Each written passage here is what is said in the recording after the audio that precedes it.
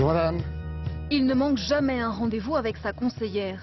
Depuis qu'il a découvert l'association Cyprès à Amiens, ce surendetté reprend confiance en l'avenir. On va refaire le point sur tout votre budget, d'accord?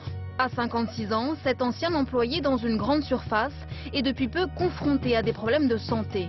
Il ne peut plus travailler et ses ressources ont fortement diminué.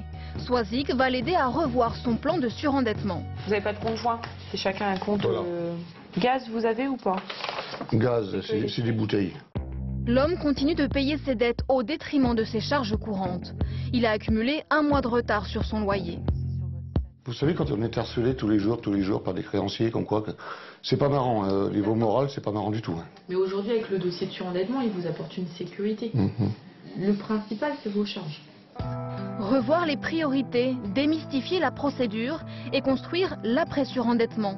C'est le rôle de cette association qui suit plus de 530 ménages dans le département. Lorsqu'on est en dette, on se sent en faute.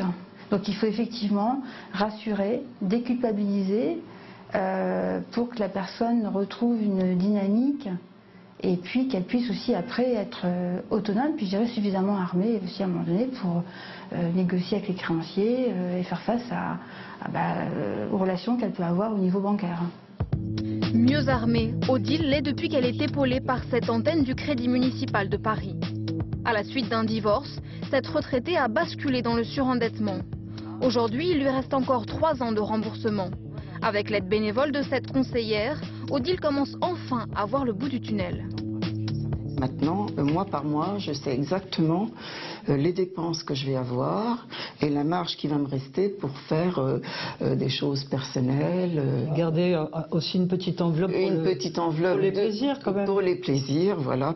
La conseillère lui donne les clés pour mieux vivre son quotidien. Elle est aussi là pour casser les idées reçues. Jusque-là, personne n'a pu me répondre d'une façon précise si j'avais effectivement, en tant que surendetté, la possibilité d'avoir une ouverture de compte livret. Bien sûr, on ne va pas empêcher un surendetté de faire de l'épargne. Mais bien sûr, on va essayer de parer au plus urgent. Le budget, c'est effectivement une constance. Essayer de regonfler la personne, c'est aussi à l'occasion de ces échanges, c'est ce qu'on essaie de faire. Hein.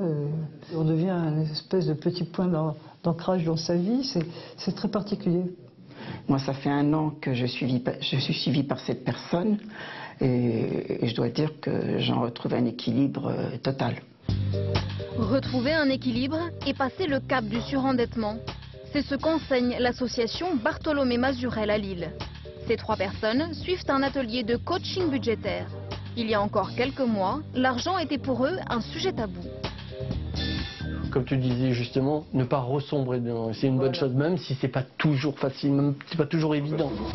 Pour ne pas replonger, Frédéric préconise la tenue d'un petit cahier. Ça permet de se calculer qu'est-ce qu'on peut dépenser chaque mois, d'accord? Le but, hiérarchiser les dépenses et mettre en place un système de prévision. On m'a jamais appris à gérer un budget et tout ça. Et ce qui fait que pour moi, cette association, c'est une béquille, mais vraiment une bonne béquille. Hein. Une béquille pour démarrer une nouvelle vie, comme une renaissance, et pouvoir enfin tourner la page du surendettement.